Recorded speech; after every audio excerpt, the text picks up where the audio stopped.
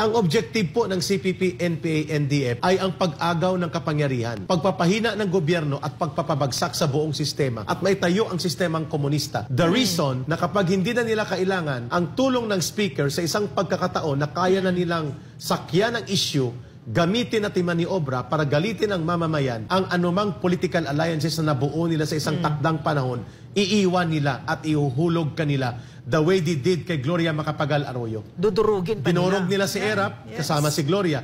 Nang maupo si Gloria, dinurog nila si Gloria, kasama na naman ang panibagong alyansa sa Liberal Party Group.